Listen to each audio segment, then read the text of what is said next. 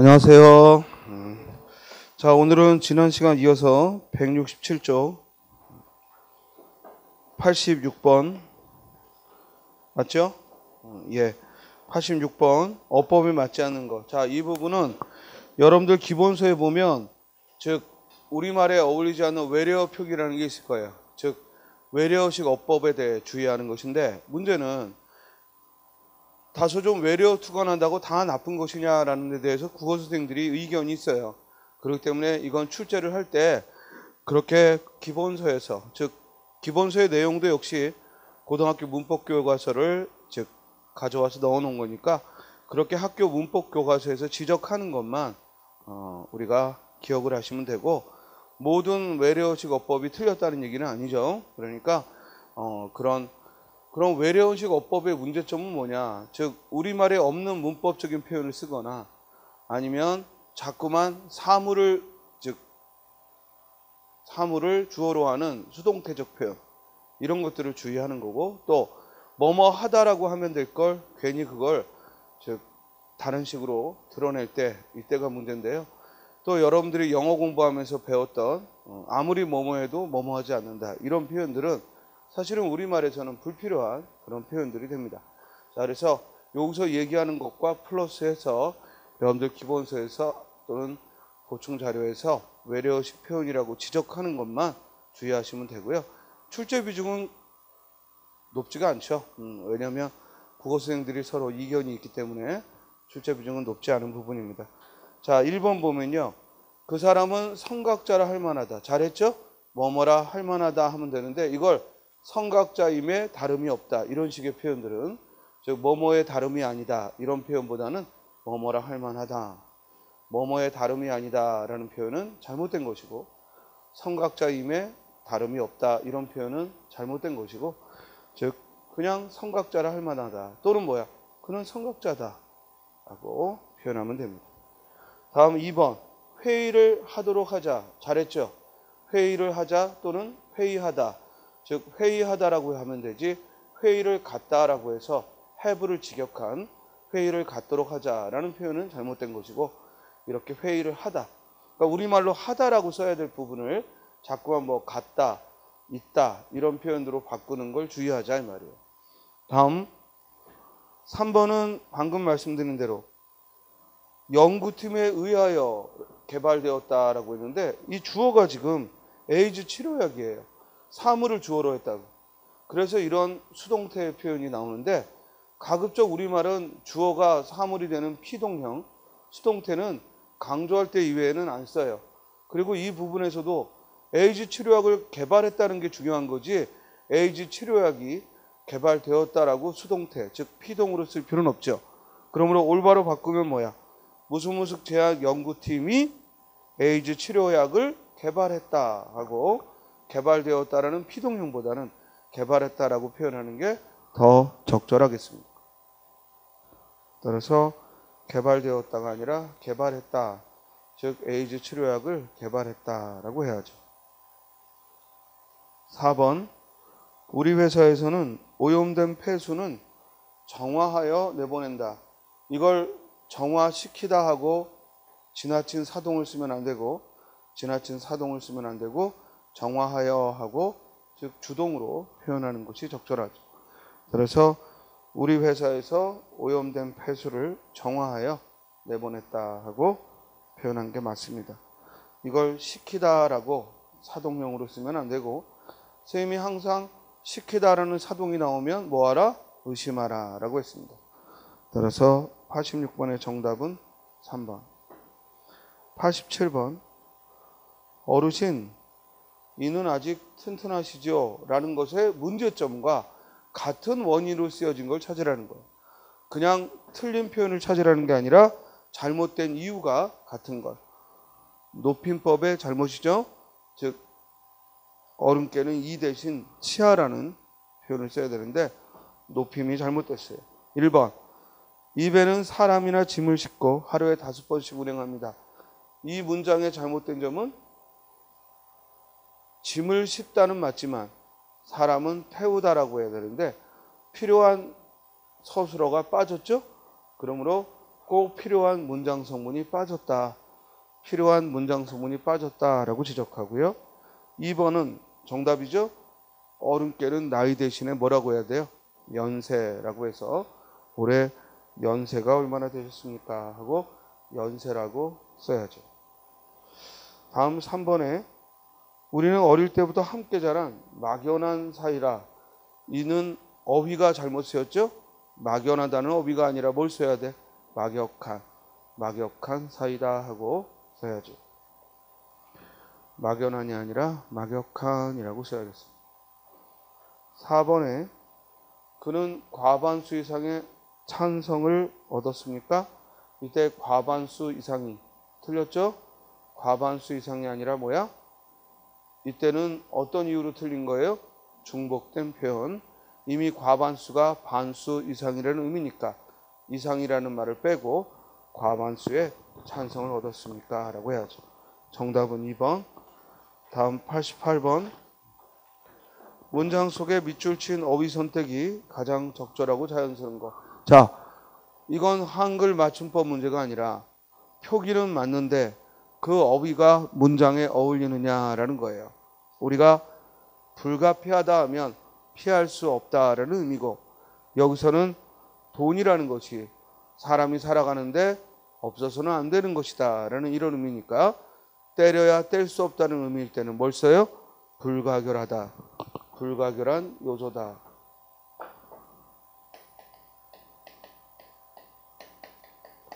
불가결한이라는 표현을 써야죠. 즉 불가결한, 즉 돈은 불가결한 요소다. 불가결하다라는 말은 때려야 뗄 수 없다라는 뜻이고, 불가피하다는 피하려야 피할 수 없다라는 뜻이고. 다음 2번. 세대 차별과 그리고 차이를 구별해야죠. 차별은 부정적 어휘지만 차이는 객관적 어휘예요. 여기서는 같은 현상을 보는데도 젊은이와 기성세대의 시각이 다르다는 점에서 우리 사회의 세대 차이를 느끼는 거죠. 그렇죠? 차별이 아니라 차이죠. 우리가 차별의식은 지양해야 되지만 차이를 갖는 것은 지향하는 거예요. 우리가 모두 똑같은 생각, 똑같은 행동, 똑같은 걸 올바르다고 본다는 건 끔찍하죠. 재미없고, 그죠? 그래서 차이는 있어야 되고 차별은 지향해야겠다. 그래서 여기서도 차별이 아니라 뭐라고 써야 돼? 세대 차이라고 해야지. 그 다음 3번. 서양의 여러 나라가 다른 나라에서 발생한 기독교를 받아들였다고 해서 이들을 모방적이다. 모방이다 하는 얘기는, 모방이라는 얘기는 따라한다는 거예요. 따라서 모방적이라고 즉 하기는 곤란하다. 이때는 어휘가 적절하죠. 모방했다. 모방적이다라는 표현이 좀 생소할지 몰라도 모방했다 이 말이야. 모방했다고 보기는 곤란하다. 정답은 3번. 사회가 각박해지는 현상은 사회 심리에 그대로 반추되고, 반추라는 것은 동물이 음식물을 되새기거나 사람이 생각을 되새길 때 반추라고 해요. 그러니까 반추는 자기가 소화한 걸 되새김한다, 되새김질하다 이런 의미죠. 동물이 되새김질을 하거나 사람이라면 생각을 되새김할 때 반추라고 하는 거고, 여기서는 사회 현상이 심리에 그대로 드러났다라는 얘기니까 뭐라고 해야 돼? 반영이라는 말을 써야지. 반영되었다라고 해야지 반추되다라는 말은 적절치 않죠. 자, 88번은 어휘의 정확한 쓰임을 물어보는 거였고요. 이런 구별해야 될 어휘 등은 여러분들 기본서에도 구별해야 될 어휘하고 들어있고, 한글 맞춤법에도 57항이 구별해야 될 어휘.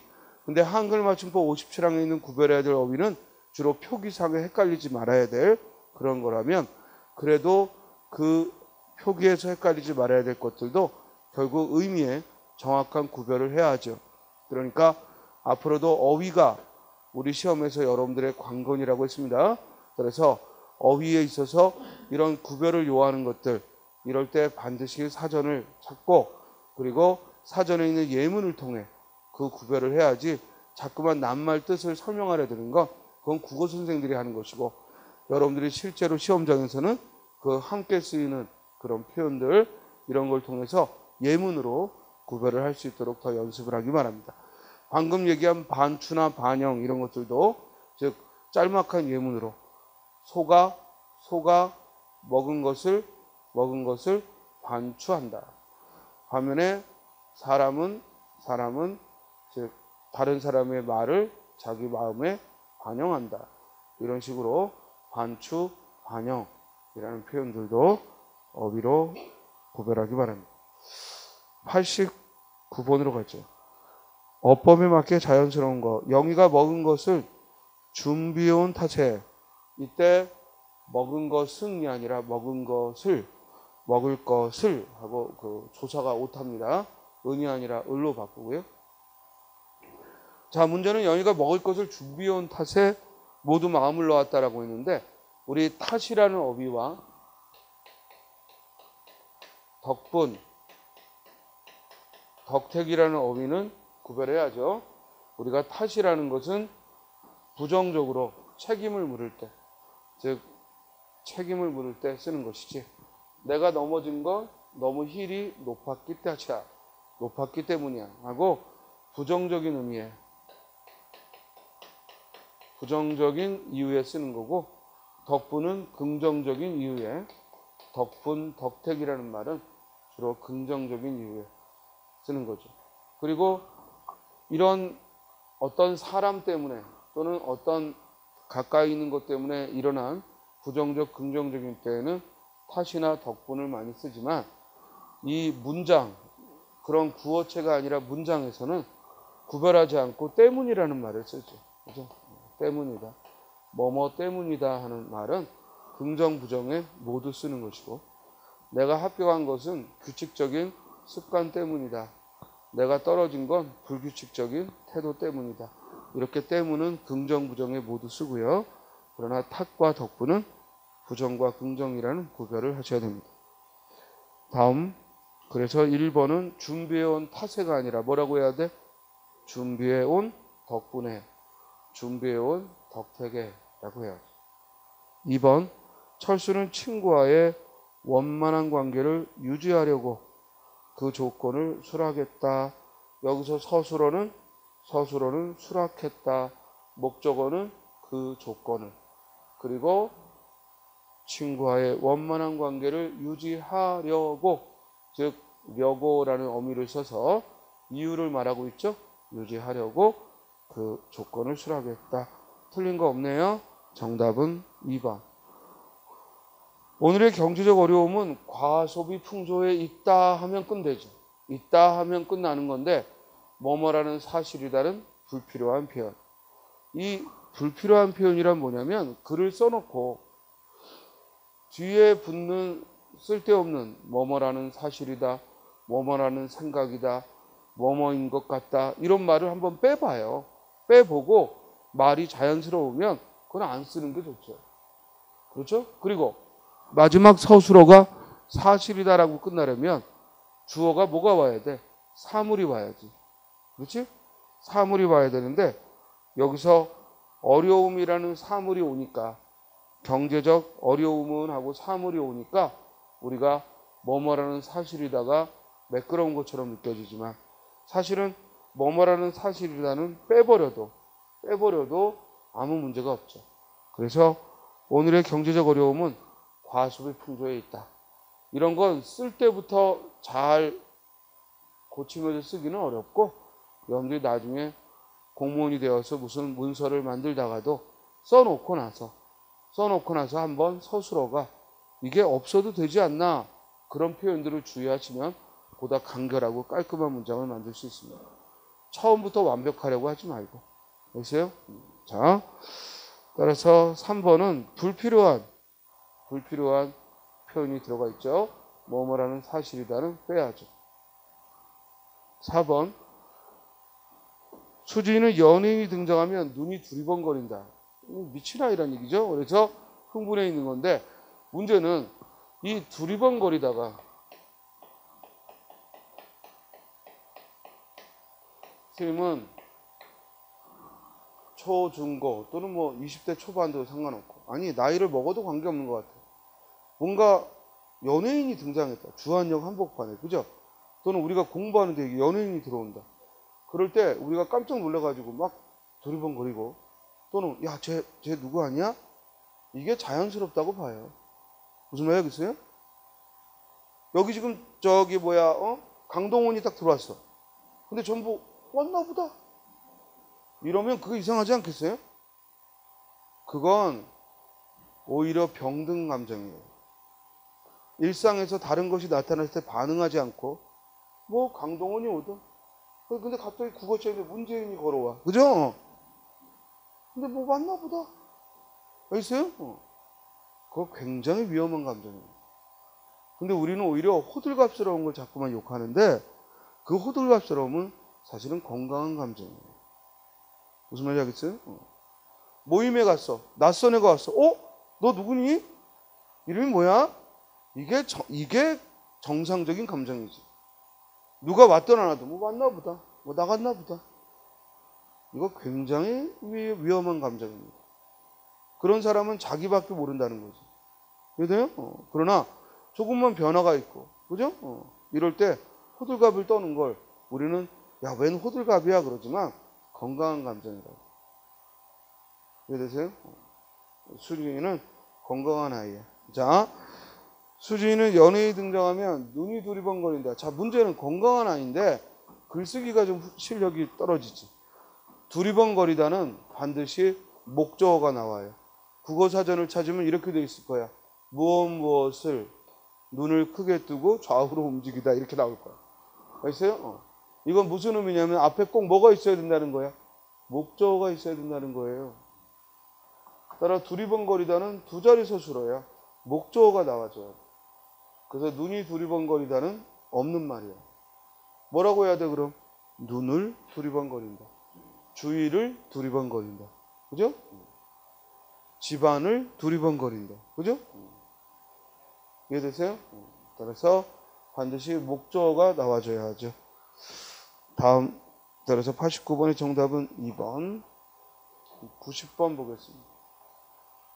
오늘도 지하철 타고 오는데 어떤 애들 데리고 가던 아주머니 둘이, 남자들은 왜 그래 하고 욕을 하더라고. 왜냐 했더니 어제 그 쇼트트랙 하는데 여자애들은 하나가 이길만 하니까 하나가 뒤로 쳐지면서 양보를 해주는데, 남자애들은 그냥 둘이 그냥 이겨먹으려고 하다가 결국 둘 다 넘어지는 그런 불상사가 일어났다고.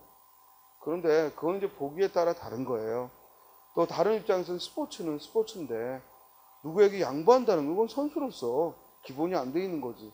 그렇지만 또 여자 선수들처럼 뭐 네가 딸만한 사람이면 좀 호응해 주는 것도 또 팀으로서라면 올바른 거고. 근데 어찌됐든 대한민국은 남자들이 문제야라면서 아줌마들이 한참 욕을 하던데, 뭐 그렇게 볼 수도 있겠구나 그런 생각이 듭니다. 어쨌든 저도 어제 쇼트트랙 경기만 봤는데요, 우리나라 선수들 참 잘하대요. 그리고 그 쇼트트랙은 본인만 잘하면 되는 게 아니더라고. 주변에 이 싸가지 없는 애들하고, 그죠? 이 경쟁하는 애들을 어떻게 잘하느냐, 이게 커다란 문제인 것 같아요. 나는 예전에는 혼자만 열심히 하면 되는 줄 알았거든. 그냥 자기 혼자만 빨리 다니면 되는 줄 알았더니 그게 아니라 변수들이 끼더라고. 그리고 나는 열심히 다니는데 어떤 새끼가 자빠져서 나를 밀어버리면, 그죠? 그러면 또 꽝이고. 그거 보통 그 변수가 많은 경기가 아니더라고요. 그러니 그 선수들 연습할 때도 얼마나 힘들었을까 싶어. 왜냐면 나 하나만 잘하면 되는 게 아니라 옆에 정상적인 애들이 같이 다녀야 되고. 왜냐면 선수 둘이 같은 팀인데 한 명이 정말 교묘하게 미친 척하고 저쪽 상대팀의 1등을 같이 엎어뜨려서 가버리면 그거 뭐라고 그럴 거야. 그러니까 이거 굉장히 위험한, 그리고 굉장히 심리적으로 불안한 그런 경기구나, 그런 생각을 했습니다. 자, 그리고 아이언맨 뭐 가면 쓰고 그 금메달 따내는, 금메달 땄으니 망정이지 그게 무슨 짓이야? 그러니까 어쨌든 우리나라 같은 이런 척박한 곳에서 그렇게 열심히 해서 청년들이 정말 자기 꿈을 이루는 건 어쨌든 아름다운 장면입니다. 그리고 애들이 인터뷰를 다 못하죠. 왜냐면 머리가 깨끗해요. 그래서 인터뷰를 못하고, 왜냐면 그 시간에 몸을 단련했잖아. 나는 그런 친구들은 인터뷰 자꾸 시키면 안 돼. 그냥 지켜보고 축하해주고, 그리고 그 잘한 모습에 우리가 박수 쳐주면 되지. 그런 애들 입에서 시키는 거 말고 다른 말이 안 나와요. 어제도 그 1등한 그 김민정인가? 최민정? 이 친구 인터뷰하는데 안쓰럽더라고. 뭐 협회 분들에게 감사하고 뭐하고, 나 그거 듣는데 저 인터뷰를 시키고 인터뷰를 외우게 한 새끼들 정말 나쁜 놈들이구나. 어린애면 뭐라고 해야 돼? 그냥 좋아요, 뭐 기뻐요, 그리고 뭐 응원해 주셔서 고마워요. 이게 정상이지. 여기가 무슨 북한이냐? 김일성 아버지께 감사하고 이러는 거하고 다를 게 뭐 있어? 뭐 협회 관계자에게. 어린애가 협회 관계자를 어떻게 알아? 인터뷰 보면서 참 마음이 아프더라고. 기분 좋았던 거 아주 기분이 상하더라고요. 애들은 애들답게 발표. 이제 갓 21, 22 어린애들이 금메달을 땄어. 그거는 운동선수로서 잊지 못할 정말 커다란 기쁨인데. 여러분들 합격하면 제일 먼저 무슨 생각 들겠어? 그냥 좋은 거야. 국어를 가르쳐 주신 김철민 선생님께 감사를 드리고, 김영수 학원장의 지도하에 뭐 이러고 발표해요? 그 말도 안 되는 얘기지. 뭐 매일 아침 밥을 싸주신 어머니 감사하고. 그건 북한도 아니고 그게 뭐 하는 짓이야. 근데 우리 선수들 인터뷰 좀 그만 시켰으면 좋겠어. 미리 아주 준비를 시켜가지고 하는 것 같더라고요. 자, 90번을 보겠습니다. 90번. 동지달 맞죠? 사이소리 현상이고, 동지와 달, 그래서 된 소리가 나는 사이소리 현상. 이튿날 맞죠? 즉 이런 걸 우리가 뭐라고 하죠? 호전 현상. 이틀이라는 리을 받침 들어가는 말과 날이 만났을 때 리을을 디귿으로 표기하죠.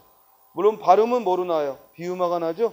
이튿날하고 니은 비음화가 일어납니다만, 즉 이틀이 디귿으로 표기를 하고 이튿날. 그래서 설이 낀 달을 설달이 아니라 뭐라고 그래? 섣달 하고 디귿 받침을 쓰는 거죠. 하마 터면이죠? 트가 아니라 뭐야? 터. 하마 터면. 정답은 1번. 캐캐묵다 할 때 단모음 어이로 써야 됩니다. 여이가 아니라 어이. 틀렸고, 일일이 할 때 발음은 일일이가 맞지만 니리 의모음을 써야죠. 일일이 하고 의모음을 써야 됩니다. 그리고 의뢰했을 때 역시 단모음 어이로 써야죠. 그래서 2번은 의뢰만 맞고 일일이와 캐캐묵다가 틀렸죠. 자, 깍두기 할 때 깍다가 아니라 깍두기의 깍둑은 의성어 깍둑에서 온 거니까 기역 받침을 써야죠. 무엇을 깎다 하면 쌍기역이지만, 무엇을 깎다 하면 쌍기역이지만, 지금 이 경우에는 깎다라는 동사가 아니라 깍둑이라는 부사고, 따라서 기역 받침을 써야죠. 또 쌉싸라다 했을 때 발음은 쌀하고 발음이 나더라도 살하고 표기를 하는 건 앞에 기역이나 비읍이 왔을 때야. 그래서 깍두기 할 때 뚜로 발음 나도 두로 적었지. 그러나 쌉싸라다 씁쓸하다처럼 비슷한 음절이나 같은 음절이 올 때는 같은 된소리로 적는다. 기억나요? 한글 맞춤법에서 초반에 나오는 표현이지, 이유 없이 된소리가 나는 건 된소리로 적는다. 다만 이유 있는 된소리는 예사소리로 적는다. 그리고 이유 있는 된소리, 즉 기역, 디귿, 비읍 등의 받침 뒤에 오는 된소리가 나는 것은 같은 음절이나 비슷한 음절이 올 때 같은 형태로 적는다. 그러므로 쌉싸라다는 소리 내는 대로 쌀하고 쌉싸라다 하고 쌀하고 표기를 합니다. 쌉싸라다. 다음, 절대절명이 아니라 뭐라고 해야 돼요? 절체절명이라고 표기하고, 따라서 3번은 다 틀렸네요. 4번, 녹히다라는 말이 우리말에 없습니다. 녹히다는 북한 말입니다. 녹히다는 북한 말이고요. 우리말은 녹다의 사동은 뭐예요? 녹다의 사동이 뭐예요? 녹이다.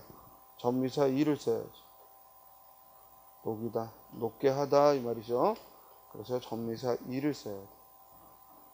다음 떨구다 표준어입니다. 떨구다는 표준어예요. 거기 떨어뜨리다라고 하는 건 수정되기 이전에 선생님이 예전에 해설에 넣어놓은 거라 이건 같은 말이야. 떨구다와 떨어뜨리다는 떨구다를 떨어뜨리라고 바꾸라는 게 아니라 떨구다 떨어뜨리다가 복수 표준어야. 떨구다 떨어뜨리다는 복수 표준어. 둘 다 맞습니다. 시선을 떨구다 시선을 떨어뜨리다. 물건을 떨구다 물건을 떨어뜨리다. 둘이 구별하지 않고 씁니다. 됐습니까? 따라서 떨구다는 올바른 표현입니다. 얇다랐다 틀렸죠? 얇다처럼 이렇게 앞에 겹받침의 앞에가 소리가 날 때는 이 다랏이라는 전미사와 요 남은 비읍이 만나서 표기에는 어떻게 써요? 소리 나는 대로 얇다랗다. 그러나 우리가 알다시피 국다랗다는 국다하고 겹받침의 뒤에 게 발음이 되니까 다락과 만나 변할 게 없죠. 그러므로 그대로 국다랗다 라고 표기를 하는 것입니다. 그렇죠? 자, 따라서 90번의 정답은 1번. 91번에 역시 답은 1번이죠. 칸막이 할 때 한 칸, 두 칸, 칸이 표준어고요. 사글세 순 우리말로 사글세 소리 나는 대로 쓰는 거 맞고요. 쌍둥이 할 때 둥이는 사람을 나타내는 전미사. 그래서 사람을 나타내는 전미사는 둥이로 표기한다 맞고요. 미루나무 했을 때 단모음인 우모음으로 원래는 버드나무 유자라 유로 적어야 되지만 류로 적지 않고 미루나무 우로 적습니다. 따라서 1번 모두 맞습니다. 다음 2번 끄나불이 아니라 끄나풀 즉 거센 소리가 나는 건 거센수를 적습니다. 끄나풀 틀렸고 강남콩이 아니라 어원에서 멀어진 건 그 멀어진 대로 적는다. 그래서 강남콩이 아니라 뭐야? 강남콩 이응 강남콩. 다음 우리말에 셋째 없다, 둘째 없다, 넷째 없다. 모두 받침이 있어야죠. 따라서 둘째 리을 받침을 쓰고 셋째, 넷째 시옷 받침을 적어야 됩니다. 시옷 받침이 없는 셋째, 넷째는 없습니다. 이게 왜 자꾸 헷갈리냐면 세, 네라는 관형사가 있고 셋째, 넷째는 없는 겁니다. 세, 네라는 받침 없는 세, 네, 두라는 관형사가 있고 반면에 셋째, 넷째는 반드시 시옷 받침을 붙여야 됩니다. 틀렸고 발가 숭이 맞죠? 발가 숭이 모음 조화를 지키지 않고 송이가 아니라 발가 숭이고 이보다 더 큰 말이 벌거 숭이고 또 좀 더 많이 벗으면 빨가 숭이 뻘거 숭이 모두 맞습니다. 즉 보다 센 말로 빨가 숭이 뻘거 숭이. 그러나 아무리 첫 소리의 자음이 달라져도 모음이 달라져도 숭이는 바뀌면 안 돼. 숭이라는 전미사는 바뀌면 안 됩니다. 3번 부주가 아니라 뭐라고요? 부조. 또 4번에 사돈이 아니라 뭐라고요? 사돈. 또 사춘이 아니라 뭐라고요? 사촌. 그래서 부조, 사돈, 그리고 사촌은 부조, 사돈, 사촌은 즉 오모음. 부조, 사돈, 사촌은 오모음을 표기를 해야죠. 부조, 사돈, 사촌. 자, 따라서 부주금이 아니라 뭐라고요? 부조금이고요. 그리고 개펄의 경우 이렇게 펄하고 거센 소리를 쓸 때는 시옷이 빠지죠? 개펄. 그리고 시옷 받침이 들어가면 개펄. 이 둘은 별개의 말입니다. 서로 관계없는 말이에요. 같은 표현의 두 개가 아니라 서로 관계가 없고 뭐 그것까지 우리가 구별할 필요는 없죠. 그거는 뭐 지질학적인 용어니까. 그래서 갯벌이고 그리고 갯벌이고 이 둘은 구별을 지어 써야겠습니다. 갯벌과 갯벌 구별하여 써야겠습니다. 상치쌈이 아니라 뭐예요? 상추. 그래서 상치가 아니라 뭐라고 쓴다? 상추. 상추쌈이다. 반면에 나무라다 맞죠? 나무래다가 아니라 뭐라고 해야 돼? 나무라다. 나무라다라고 표기합니다. 4번은 다 틀렸죠? 저으기의 준말인 저기가 표준어입니다. 저으기는 비표준어고 저기 당연히 품사는 부사죠.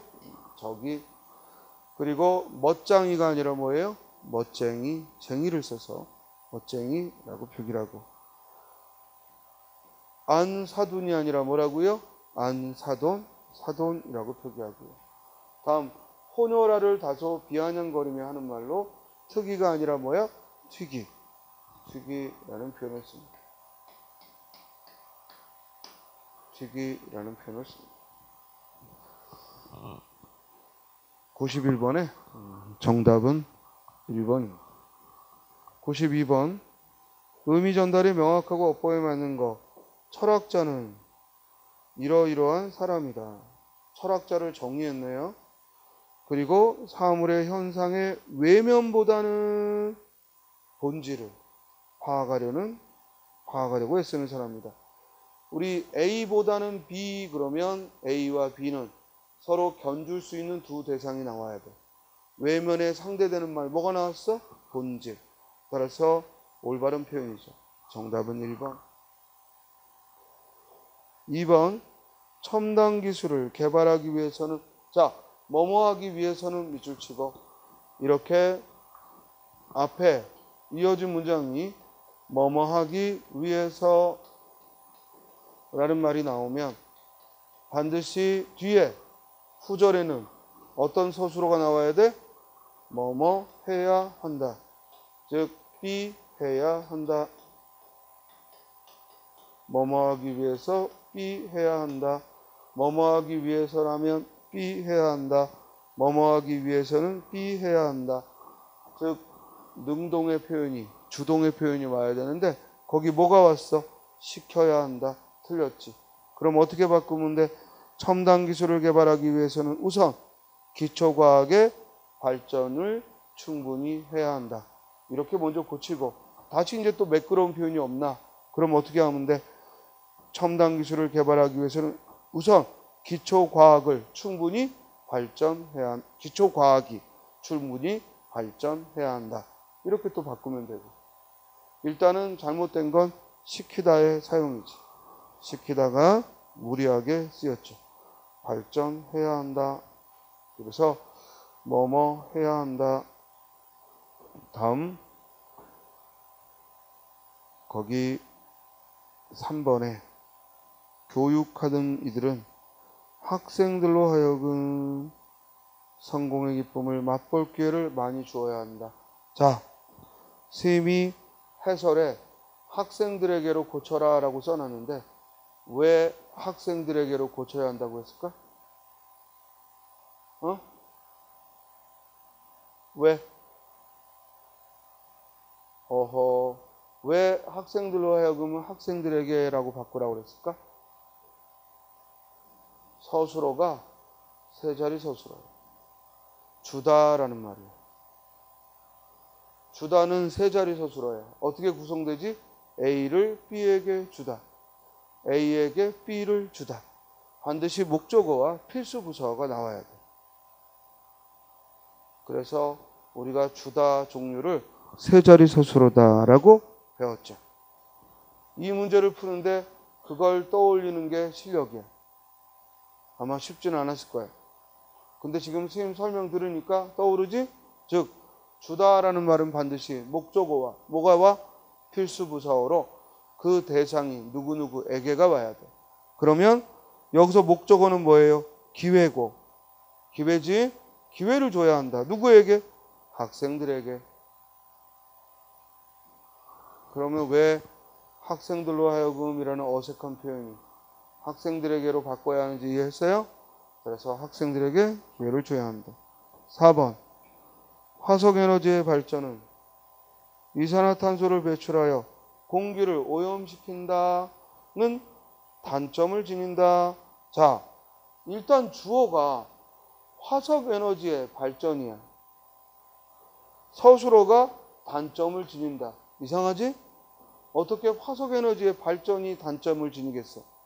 일단 주어부터 뭐로 바꿔야 돼? 화석 에너지는 발전이란 말을 빼야지. 화석 에너지는 이산화탄소를 배출하여 공기를 오염시킨다. 끝. 이해돼요? 뭐뭐라는 단점, 장점은 사람에게 써야지. 사물의 긍정, 부정의 영향은 그냥 그런 영향이다, 그런 현상이다 이래야지. 왜 그걸 장점, 단점이라고 해요? 장점, 단점은 지극히 인간적인 시각이야. 예를 들어 개를 키우는데 개가 이러이러한 장점이 있는 반면에 어디 여행 갈 때도 개 때문에 신경 쓰이고, 또 애 새끼가 사료를 많이 처먹어서 음식값도 신경 쓰이고, 이런 게 단점이다. 굉장히 폭력적인 말이죠. 그건 철저하게 뭐야? 사람 중심의 말이지. 이해되나? 개가 사람과 떨어져 있지 않으려 하고, 개가 사람과 떨어져 있으면 우울해하고, 철저하게 사람의 시각이에요. 우리는 항상 자연물을 대할 때 인간의 시각으로 장점, 단점을 논하는 글을 많이 봐. 굉장히 폭력적인 글입니다. 그런 글은 수준이 떨어진다라고 하는 거예요. 이해돼요? 그냥 이렇게 느끼고 저렇게 느끼는 거지. 또는 이런 현상이지. 잘 봐. 식물이 광합성을 하고 또는 이산화탄소를 흡수해서 좋은 산소를 밖으로 내보내. 이게 인간 때문이에요? 천만에요. 그런데 식물을 주변에 심어두면 좋은 이산화탄소를 흡수하고 좋은 공기를 내보내는 장점이 있다? 아주 유치하기 짝이 없는 그런 발상이죠. 뭔 소리인지 알겠습니까? 우리가 언어로 표현하는 데에도 너무너무 인간 중심의 폭력적인 어휘라는 거. 이것이 자연물을 대할 때뿐만 아니라 사람에게도 그래요.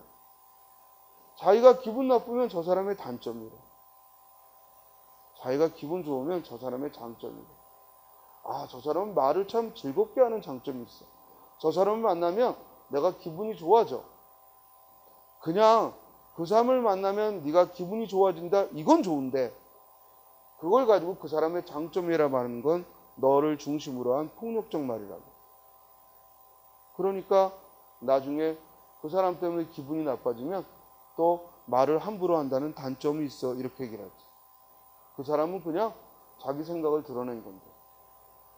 그래서 우리가 화석 에너지가 장점, 단점을 지닌다라는 말은 굉장히 잘못된 표현이에요.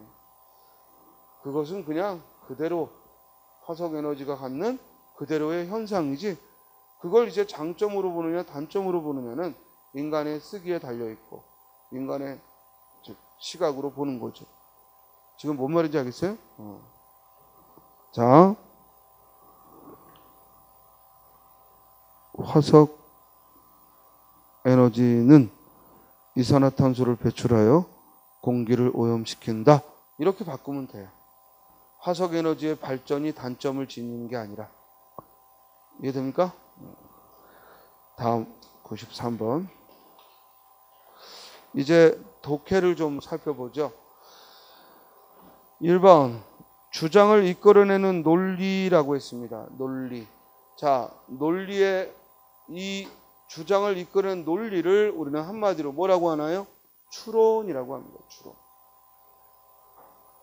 그러면 추론에는 몇 가지가 있나요? 추론의 방법에는 크게 세 가지가 있습니다. 연역과 귀납과 변증법이 있습니다. 이 문제는 아주 오리지널한 이 추론 방법을 묻는 문제입니다. 이 중에서 먼저 연역, 귀납, 변증을 구별하기 위해서는 여러분들이 뭘 할 수 있어야 되냐면 무엇이 명제고 무엇이 논거인지 구별해야 됩니다. 바꿔 말하면 무엇이 주장이고 무엇이 그 주장의 근거인지,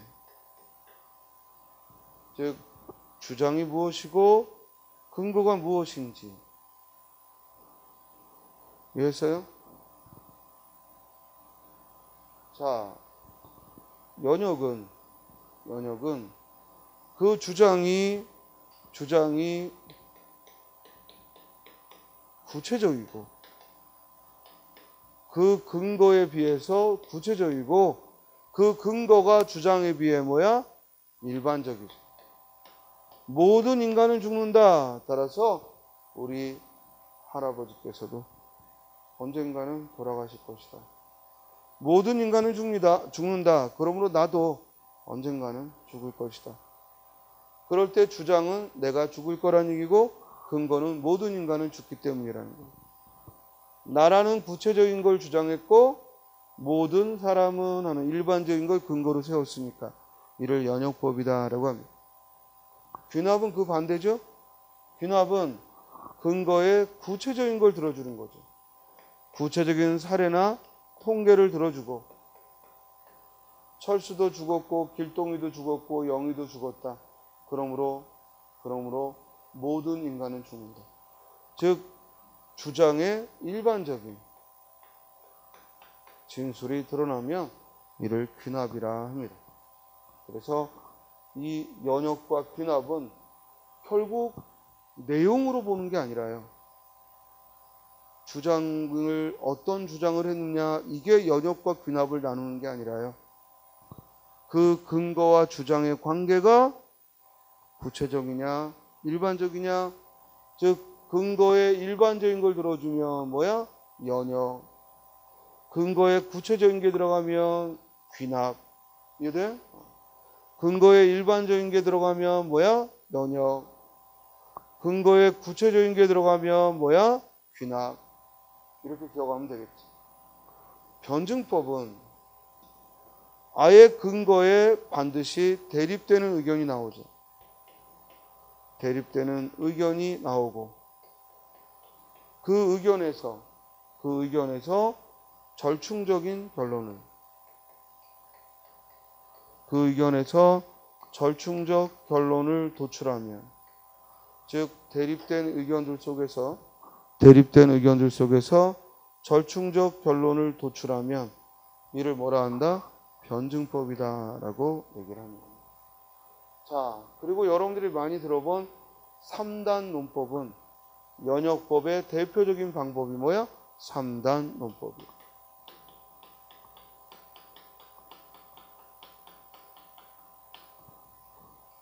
연역법의 가장 대표적인 방법이 뭐다? 3단 논법. 모든 A는 B다. X는 A다. 따라서 X는 B다. 아주 전형적인 3단 논법입니다. 그러니까 먼저 이 근거, 모든 A는 B다라는 이 근거만 참이라면 그 주장은 반드시 참이 됩니다. 이해돼요? 모든 인간은 죽는다. 철수는 인간이다. 따라서 철수는 죽는다. 항상 참인 거죠.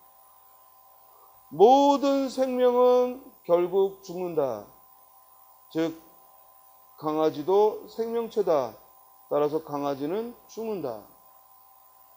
이해돼요? 이런 전형적인 3단 논법이 바로 연역법의 대표적인 방법입니다.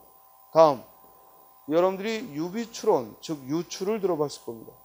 이 유추는 설명과 논증에 모두 쓰는 것인데 이 유추의 방법은 결국 구체적인 걸 들어 근거로 삼는데 그 구체적인 게 비유한 거죠.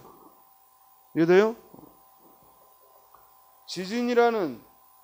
지진이 발생하고 그래서 지진이 나서 땅이 흔들리는 걸 우리가 증명하기 위해 구체적인 데이터나 구체적인 지진 현상을 탐구했다면 귀납이지만 그걸 설명하기 위해 자가 팽팽하게 구부러지다가 부러지면 순간 막 자가 떨리는, 부러진 그 자가 떨리는, 그걸 비유해서 결국 지진이라는 것도 땅이 깨지면서 일시적으로 흔들리는 것이다 라고 설명했다면, 자하고 땅은 완전 별개의 개념이잖아요.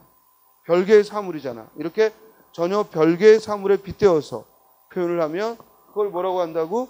유추라고 하고, 유추도 넓은 의미의 뭐다? 귀납법이다라는 얘기죠. 알겠어요?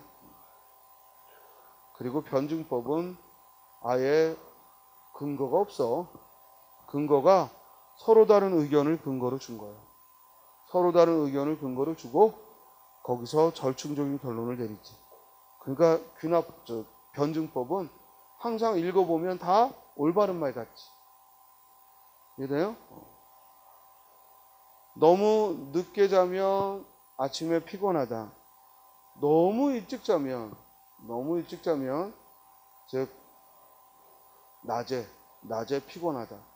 그러므로 낮에 생활을 잘하려면 적당히 자야 한다. 이게 결론이에요. 이게 변증법이에요. 너무 일찍도 말고 너무 늦게도 말고. 너무 뻔한 얘기죠. 그래서 이 변증법 같은 얘기만 하는 새끼들을 우리는 중간파라고 해요. 흔히 중용이라고 말하는. 그런데 공자가 말한 중용은 그게 아니에요. 공자가 말한 중용은 의견의 저런 절충을 말하는 게 아니라 자기 마음가짐이 치우치지 않음을 다스리는 거지, 공자가 너도 맞고 너도 맞다 이런 얘기 한 번도 해본 적 없어요. 오히려 우리나라의 황희정승이 그런 말버릇이 강했죠. 며느리가 와서 뭐라고 시어머니를 말하면 네 말이 맞구나. 또 자기 아내가 와서 뭐라고 며느리를 흉보면 자네 말이 맞네. 그 뒤에 아들이 지켜보고서는 아니 아버지는 제 마누라가 와서 말해도 네 말이 맞다 하고, 제 아내가 어머니가 와서 말해도 어머니 말이 맞다 하고, 아버지는 도대체 누가 맞는 거야? 네 말도 맞다. 그래서 오래 사신 거예요. 그리고 정승을 가장 오래 하셨고, 정치인은 그런 사람이 오래 살아남아요. 이해돼요? 자기 의견이 강하면 오히려 빨리 꺾이지만 그렇게 두루뭉술한 사람, 그 스님은 한 번도 황희정승을 존경해 본 적이 없어요. 현실에서 그런 인물은 미치는 겁니다. 무슨 말인지 알겠습니까? 내 편도 아니고 늘 칭찬만 받는 애들. 알겠어요? 늘 나서지도 않고 그렇다고 참여하지도 않고 항상 그냥 중간에만 있는 애들. 이게 보기에는 참 두루뭉술하고 누구하고도 어울리는 것 같지만 의견이 강한 사람 눈에서 보면 회색 분자예요. 아주 짜증나는 겁니다. 오히려 적이 더 낫죠. 저 새끼는 입장이 저렇구나 하고 상대할 수 있는데, 이 새끼는 도대체 어딘지를 모르는 거예요. 내가 물어보면 네 말이 맞다 그러고, 상대가 물어보면 그쪽이 맞다 그러고, 아니 도대체 너의 입장이 뭐야? 그러면 너희 둘 다 맞다 이러고. 그래서 이런 애들이 친구도 많아요. 저는 그런 삶이 결국 바람직하다고 한 번도 여긴 적이 없습니다. 그러니까 황희정승께서 검소하고 소박하고 하시고 한 점은 존경스럽지만, 하나의 사람으로서, 정치인으로서는 한 번도 역사책에 이름이 남겨있진 않아요. 왜냐? 자기 의견이 없거든. 여러분, 황희정승의 글로 유명한 게 뭐가 있나요? 하나도 없어요. 항상 우리 뇌리에 박혀있고 교과서에서 봤던 인물들은 모두 귀양 다녔던 분들. 박지원, 정약용, 그죠? 또 정도전. 이렇게 귀양 다니면서 자기 입장이 분명했던 분들, 이분들이 결국 역사에는 남습니다. 그리고 오래도록 정승하고 오래도록 있었던 분들은 자기 글이 없어요. 왜? 글이라고 하는 게 조선시대에 썼는지 고려시대에 썼는지 지금 썼다고 해도 될 것 같은 그런 글들만 있는 거지. 역사는 그런 사람들이 굉장히 오래 장수했음을 보여줍니다. 지금도 여러분들이 공무원이 되어서 내가 순탄하게 지내고 싶다면 딱 한 가지만 하면 됩니다. 바로 중도적 입장. 너도 좋다, 너도 좋다. 됐습니까? 좋은 게 좋은 거지 뭐 이러고 살면 돼요. 그런데 그러면 뭐예요? 인생에 아무런 자국을 남길 수가 없어요. 그리고 누구도 널 기억하지 않습니다. 그리고 네가 없어져도 결국 아무도 너라는 존재를 기억하지 않을 겁니다. 심지어는 스스로도 내 생각이 무엇인지 모르고 살게 돼요. 글쎄요, 그것도 하나의 삶의 방편이긴 하지만 여러분들이 그렇게 해서 공무원 생활에 잘 적응하면 다행인데 또 자기 생각이 강하고 또는 자기가 어떤 보는 가치 기준이 바른 이런 친구들은 아마 미칠 것 같을 겁니다. 왜냐면 그런 회색 분자가 공무원 사회에는 7, 80%거든요. 또 우리 공무원 준비하는 학생들도 그런 이쪽 저쪽에 의견을 내세우는 걸 싫어하는 또 이런 스타일의 친구들이 또 많고요. 그렇지만 스님 생각을 해요. 언제나 자기 입장을 드러내는 게 아니라 입장을 드러내야 될 때는 드러내야 돼요. 근데 이제 그것마저 하지 않으면 그때는 정말 그냥 수서양단의 인물로 살아가게 되는 거예요. 무슨 말인지 알겠어요? 항상 의견을 너무 내세우는 건 안 돼. 아주 사소한 거. 뭐 점심에 뭐 먹을까 하는데 막 짜장면 아니면 나는 목숨을 끊을 거야. 뭐 이렇게 오늘 같은 날은 짜장면이지 하고 뭐 지나치게 이러면 그거 또라이죠. 그러나 분명히 어떤 입장 표명을 분명하게 해야 될 때는 적어도 잃어버리는 친구가 생기더라도 자기 입장을 얘기해야 되지 않을까 싶어요. 그건 그냥 스님 개인적인 생각이야. 대신 그러면 친구가 점점 없어질 거야. 그러니까 그걸 각오해야 돼. 인생에는 장단점이 있습니다. 자, 그래서 방금 말씀드린 대로 추론의 방법은 다음과 같이 세 가지가 있고 3단 논법이 연역법의 일종이고 그리고 유추가 귀납법의 일종이다 라는 거 생각하시고 문제를 같이 풀어봅시다. 잠깐 쉬었다가 이어하죠.